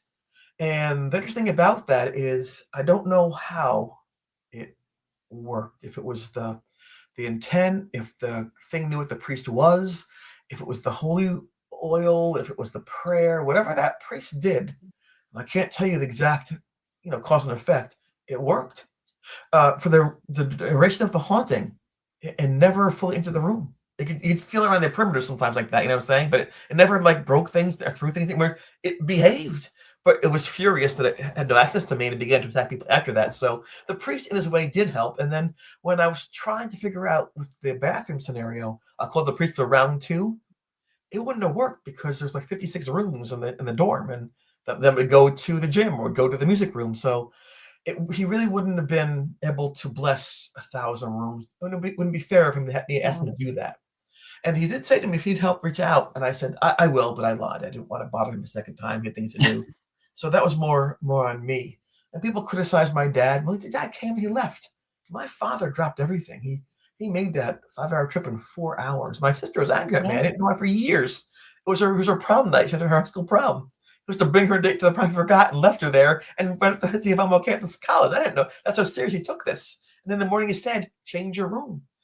Dr. Lawrence Kessler, professor of psychology, he's the one that guided us, said, here's how you capture these voices. Here's what you use. He gave Jeff the instructions on how to get these as evidence. So all these people actually were helpful and doing their best. But it seemed like in the end that I would have to do something. And I didn't want to do anything to make this end. It seemed as though whatever they did wouldn't matter. But I love the fact, very thankful, that all these adults, professors, parents, priests, were actually willing to lend a hand and to assist. And I'm forever grateful. And you really can't, in a 1 hour sci-fi show or a hour and a half Netflix show all the things went on in those 90 days. Well, the fact that, and it always, since we first met, since I first became aware of this, since I first was reading and researching it, I have been so amazed by your experience because I know the person you are now. Thanks. And you came through that so well because of all of those people that were helping you and who loved you and were caring for you. And no doubt. I just find it so interesting that, like, Jeff and Mara Katria and, when y'all were doing the New York thing. Yes. That was, I wasn't sure how you were going to feel once that was done. Well, when y'all were doing it. My friends were there. I mean, you might. No, but I don't mean that. I just meant I didn't know if it was going to be too much of a flashback kind of a thing. Oh, no. I always try to avoid the flashbacks, but they will happen. I realize that. And no flashback, trust me, from my experience, is as bad as the real thing. As bad as the memory might be, it's not as bad because I've separated myself from that. I'm out of that. It's behind me. I made it through. In that moment, there was no script. I didn't know that I would. I thought I would for sure die in that place. And that was very unsettling. I was losing my scholarship. I wasn't running anymore. I was failing my classes. It was I was being redefined by something I wasn't at all. It was just I will admit, yes, it's a fascinating tale. The experience is so amazing that it almost checks all the boxes you want from a classic historic haunting, right? Got everything from the full bad apparition to the priest. It's like the Warrens. You probably can't do better if you want to make something up. But the fact of the matter was, it was so, pardon my language, damn frightening. Yeah. If you were to say to me, Chris, you have the ability to snap your fingers and go back and make it never happen, would you do it? My answer, in a heartbeat, yes. That's how bad it was. So if people think, oh, he just loves this, the attention, he just likes to strive for this thing. No. But I do realize that people go through horrible times worse than mine. People get caught in wars and get their legs blown off. People lose their babies in horrible accidents. I mean, things can be as beautiful as life can be, and often is. Bad things happen. And, so I'm thankful. I'm so thankful that in spite of what my hardship was, I could still fall in love and have a family and a beautiful granddaughter and friends. And for me, this is icing on the cake. And when you mentioned, and I thank you for that, saying I didn't really feel bad for myself when I had the cancer, I kind of joked about it because I thought, well, I'm on second life anyway. It's my second chance anyway. I already had my first one. So this is this bonus time. I always thought since that day and the ghost thing ended, this bonus time. I don't even deserve it. Yeah. So I didn't want to go. I want to see my granddaughter, at least here, graduate high school and give her a big hug and kiss, saying, Pop loves you. But I recognized that if I lost this fight to the cancer, if God took me, that would be okay. That would be all right because I would still have in my life had achieved so many wonderful things that maybe aren't as fortunate as I was to have happened in the first place. So. That's beautiful. That really is. That's probably the most beautiful gift that anyone could ever have, is to have that peace with themselves. Yeah. Because I still like being here though. but absolutely. I mean, you're the only pop-up I know. Yeah, but I'm okay with others. How old is she now? It's only going to be 7 this year in May. Yes, because Frankie J, Frankie J is 7, and my oldest one now is 11. It's like, Wow. really? That's How so did cool. that happen? But Oh, and they're so cool. yes. But it's I remember the first time that you were sharing pictures of her at your house when she came up. That was the most precious thing. That is Her dancing and playing. Yeah, she's just an amazing human being. I think one of my favorite memories, if you don't mind me saying, as an aside, real quick, I live in a little circle, so it's like close up to traffic, a little circle area. So we'd put her in a little wheelbarrow. I mean, the little wheelbarrow in the wagon. I'd pull her around, and she'd look at the thing. There's no cat, tree. She learned her words, little kid. yeah. And I remember it was one night, it was kind of late, maybe like 6 o'clock, the sun was going down, and she starts going, moo, moo. I'm like, there's no cow, so it's a dog. Woof, woof. He goes, moo. I'm like, no, no. And she points, it's the moon. She's never seen Yeah. the moon before in real life, only in cartoons. Like, the moon. I thought, oh my gosh, it's so beautiful. The moon's there every night, and I must never look at that because this little kid says, look up there. I'm like, oh, and I got the chills because young people can really put the wonder and awe of life back into you after so many years of grounding it out. So very cool. That's funny. But it is true. But we have a question from Victoria again. This is a pretty good question. So she always asks good questions. Yeah. But if you do have flashback, do you compartmentalize the experiences so it no longer affects you in the present? Can you do that? I wish I could. I can't. The flashbacks are not controlled. They happen with a sound or a picture or a moment or a song. It's just they're organic, and I don't induce them myself. I never would, but so they happen. And what I try to do is say, okay, this moment right now, the fear that I have, this memory I'm sharing, I'm experiencing again. How can I best share it for my students who might have been abused, who might be homeless, who might not be able to read, who might, be deported tomorrow, who might have a mom or dad who beat them? How do I? So I always try to look for ways to take my fear or my experience to apply it, because this and that way it makes my survival more meaningful beyond just myself. I have a relative right now who's going through cancer, I think for the 3rd time now, and each time it takes a little more out of you, and each time he rings the bell and he's victorious, but each time it's harder, and it creates a moment of doubt sometimes in your torch of hope and optimism, and I just reached out to him and said, listen, I know you'll have doubts and fears. It's okay. I know you're scared. It's okay. But I said, you are a light. And through your actions, you help others all the time. People love you, and they will always, always love you. So if you can't hear God right now, if you're not sure what the future holds, know this, that we love you and we care for you. You have meaning beyond yourself. And that's what I learned from my own walk through these things. And hopefully that thought helps him a little bit to understand that it's okay to be afraid. And no matter what happens, he has value and we love him. So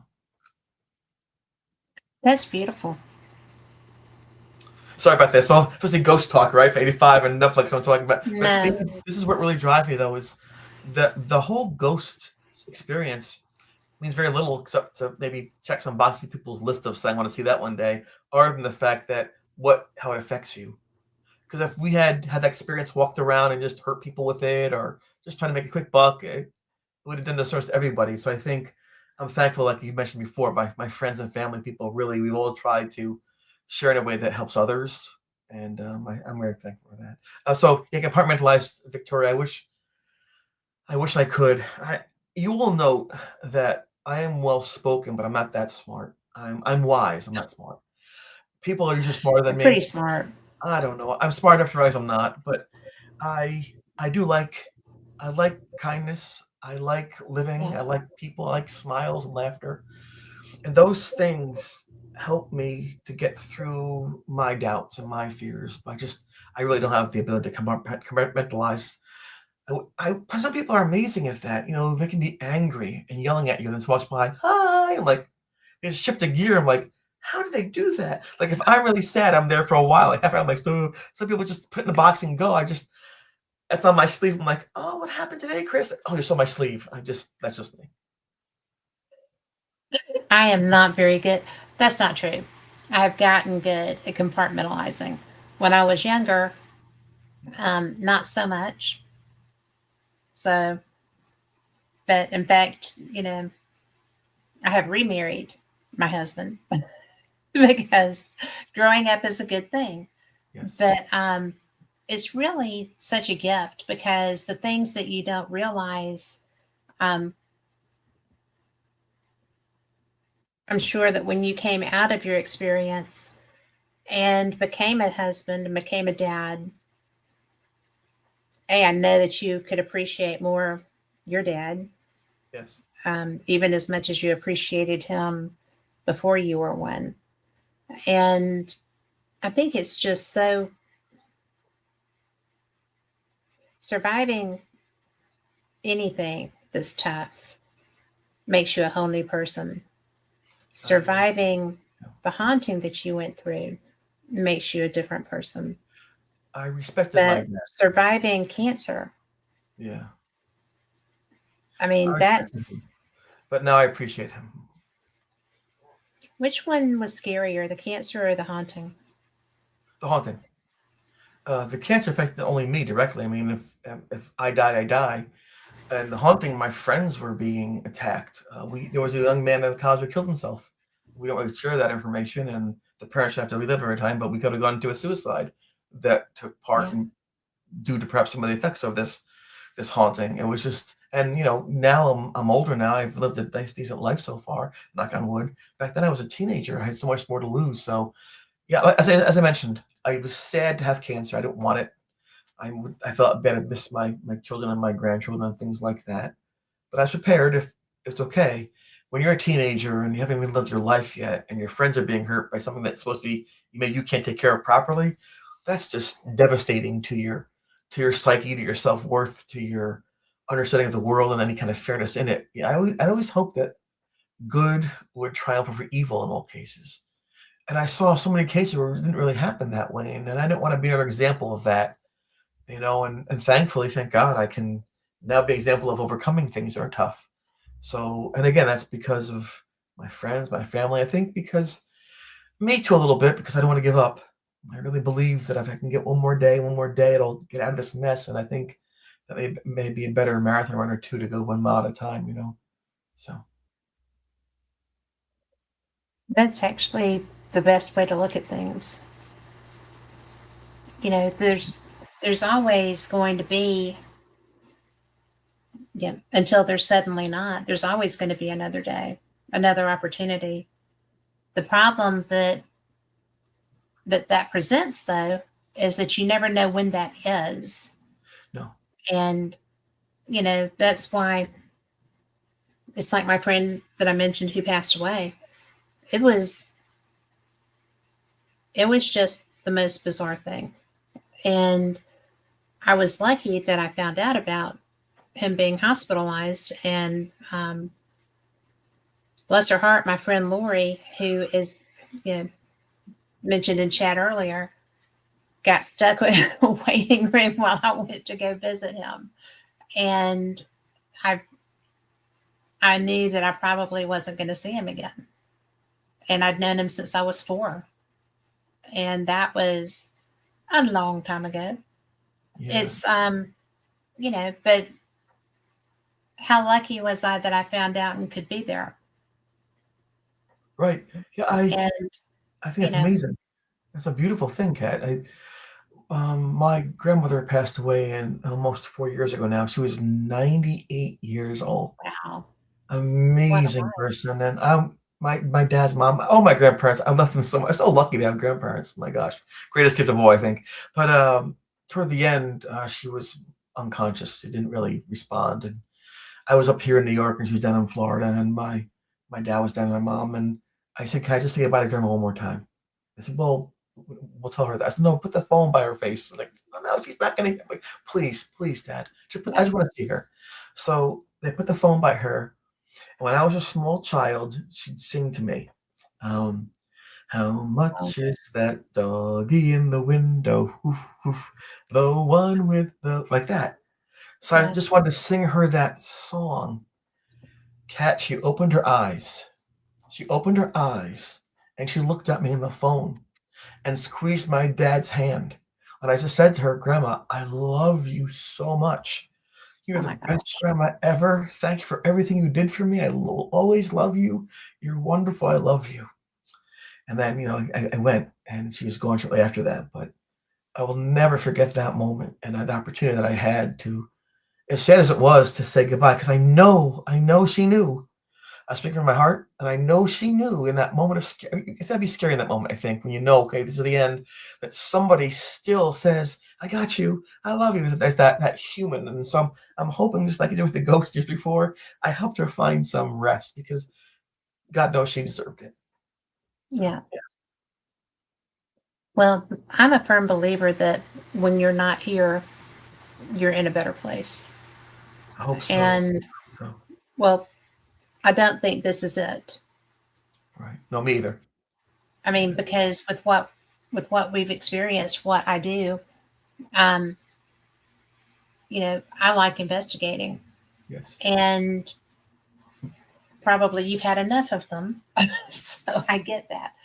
But because I'm always curious, and I'm, I always feel like even if sometimes the spirits aren't the nicest people in the world, I still feel like I like the validation that there is something else.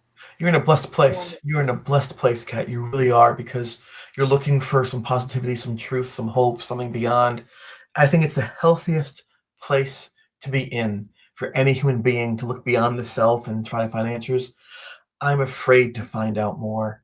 I don't have Well, you that didn't have to, after what you went through, I I don't wouldn't be have seeking that back. classical, but even beyond that, I don't have that classical faith. Faith means you believe without seeing. But I saw after death every single day, hour upon hour, for weeks and for months. I saw Exactly. it was a fact. I don't have to believe that there's life or death. I know that there is. So Mhm. therefore, I don't have that classical faith that saying is I don't have that. And what I did see of the afterlife wasn't harps. It wasn't cherubs. It wasn't sunlight. It was like this, but more magnified. The suffering was greater, the intensity was greater, the time was endless. That's why I was hoping that wherever that thing was, it was one of many places to go to, but I don't know what that means. So for me, if you want to get down to the nitty-gritty of it, if I'm being blatantly honest, I never usually do this. I'm afraid to know more because I'm afraid if what I saw in that moment is what is. And I have to hope my faith is that what I did see isn't the only answer. That's why I'm scared to investigate Right. sometime. Is that fair? Fair. I think that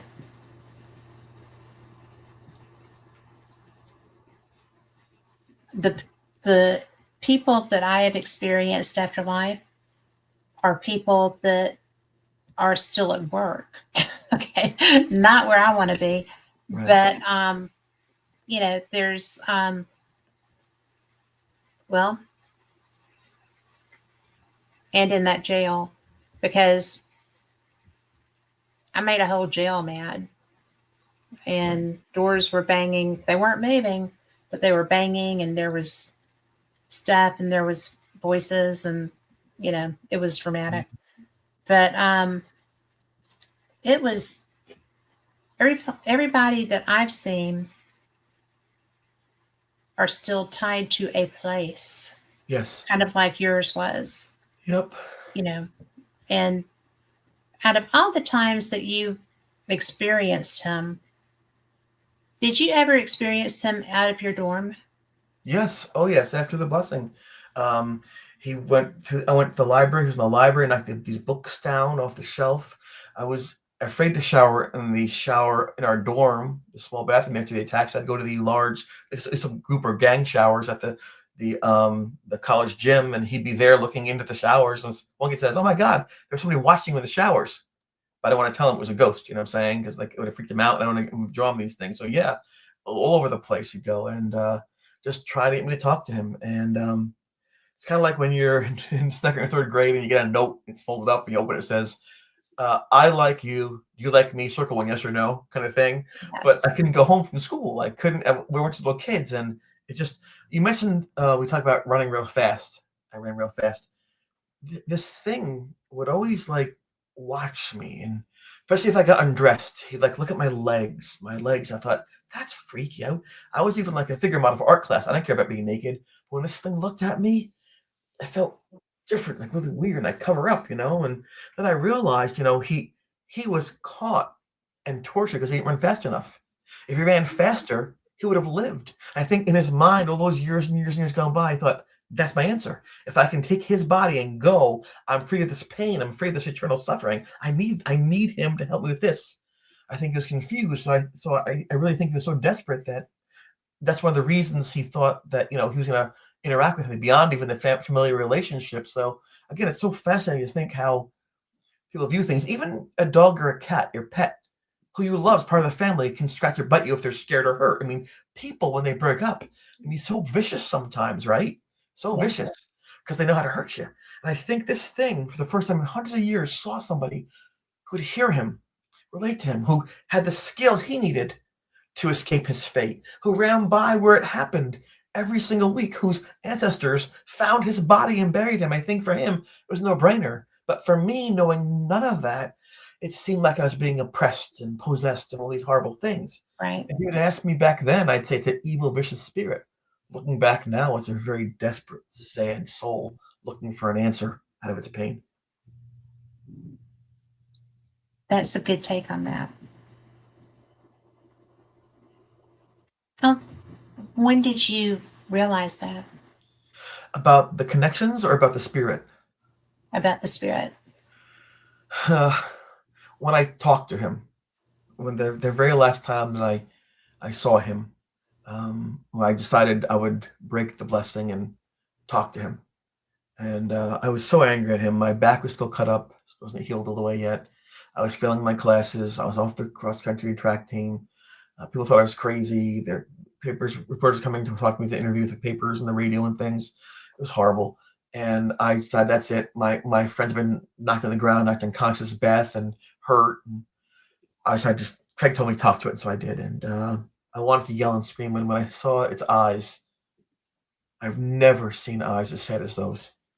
And I was angry at myself for not maintaining my anger, but I couldn't help but see the suffering. And the suffering was so ridiculous that I couldn't help but feel compassion for this thing that I hated so much, that I wanted to hate. And I said, where are you from? And he said, Danville, wherever that was, I don't know. And I said, why are you here? Why are you here? He goes, I made a mistake. So much pain. And so when you hear words like that, and it wasn't lost on me, I'm thinking to myself, oh my God, I'm talking to a dead person. I'm actually talking to them. I mean, like communicating. It's right in front of me. Isn't that impossible? I mean, so I knew in the back of my head, this is an amazing moment. But with no tools. I was scared because like this thing would attack me. And I finally said, listen, you want my help. You keep calling my name. I know how to help you, but I knew one thing. You can't stay here. The longest number of people are going to get hurt. It's not the answer. If you want my help, I'll give you this piece of advice. You have to find rest. You can't stay here. You have to believe that whatever you did wrong, you're forgiven, that someone still loves you. I'm going to count to 10. The night I first saw you in that room, when I opened my eyes, you cannot be here. And I counted that slow count. 1001, 1002, 1000. I got to 10 with my eyes and he was gone. And I never saw him again. I didn't tell anyone what had happened for a couple of days, because who knows if it would last for 10 minutes or not. But after a few days, there's no sign of him, and there are no more activities happening, no more attacks. And Jeff said to me, hey, it's got quiet. What happened to the ghost? And I explained to him what I had done. And then Jeff wrote about the day that the ghost boy had put the spirit to rest. And that's how the whole story went all through Western New York for 40, 50 years until these days now. That's how it ended. So I remember saying to myself, God, you have to be omnipotent. You got the wrong guy this time. Sorry about that. But yet somehow he was right. And by luck, by was able to help this poor thing. Somehow he was right. Yeah, here we go Best again. famous last words, dude. Yep. I think he was right again. Now, we've got about 5 minutes. Do you want to tell people about the interviews that you're doing and the publications that they can find your story in? Oh, it's been really cool. It's I've been interviewed by People Magazine and Forbes Magazine and the Wall Street Journal. It's been quite an amazing journey, that the exposure that Netflix can give to you. You know, I'm just so honored. I'm back this year out on the tour this year, going around all different places to meet people and speak. It's like the old days. I'm looking forward to it. I've not really been showing this. I have my final book. It's called The Ghost Boy of Erie Hall, and this is a Yes. picture of me at the toga party. This is the last.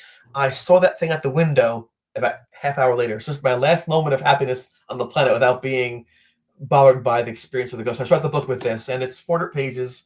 It's double. It's a great book, by the information. way. What's that? It's a great book, by the Oh, way. thanks. It's double what you saw on Survivor Evidence. I'm very proud of it. I have backstories on the priests and things. So if you want to know more about what actually happened, it's right there. It's in hardcover, softcover, Kindle, and audio book. Anyway, so that's nice for me, because then when I kick off and go find my rewards, it still stays behind. People can see what actually happened for sure. My favorite thing about the Netflix show is that my father's in it. My dad is 82 years old. I always wanted to make him proud of me. And in the show, you hear him say he's proud of me as a son. So I can put that show on every day for the rest of my life and see his face and hear his voice, even if he's gone, and know that's my connection. And I'm very proud. And if anybody That's wants, perfect. isn't that cool? And if anyone wants to reach out That's to the me, best part. I think for me it is, because it was it worth doing. Like that part alone makes it worth it, because I've always fought Yes. hard to get his approval. And I'm on Instagram and Facebook and X and Reddit and things like that. But I always like talking to people. But mostly I like doing this, like talking with people like you, Kat, on the podcast, and just reaching out to folks and just sharing what happened and what lessons I learned. And I really want to thank you. I still have in my other room, I have the white framed picture you gave me of the seagulls that from what is it, 9 years ago now? No, 11 years ago now. Yeah. So that's pretty crazy. Been a while. Crazy. Well, thank you so much for giving me all this time. And Victoria said, what a great interview, Kat and Chris. Well, Chris. That's you. That's you. So she's so awesome. And Lori said, great show too. But I appreciate you so much. And I hope that I run into you. Are you going to the Battlefield Bash? Yes. I'm going to try to. I was going to come last year and I couldn't. But I'm not very good at those. But, mine are not very pretty. Oh, there we go. You have a fun time. You always do. I love there. That's my favorite. Well, it is my favorite because it's so homey. Yes. And I like what it's for. So. Yeah, good people on that for a great cause. The Wounded Warriors, yes. So I just think, and kids with cancer, I mean, Yes. And Vince, thank you so much. I'm glad you were here. So I do this every Wednesday and Sunday. Sunday's a great magazine. So magazine radio. But I really value you so much. Thank you for being here. Same. And say hey to everybody I don't get to see. Will do. And give Mara Katria a hug when you see her. So understood. I think she's so special. So, but anyway, thank you so much, everybody listening. Big hand when I do that.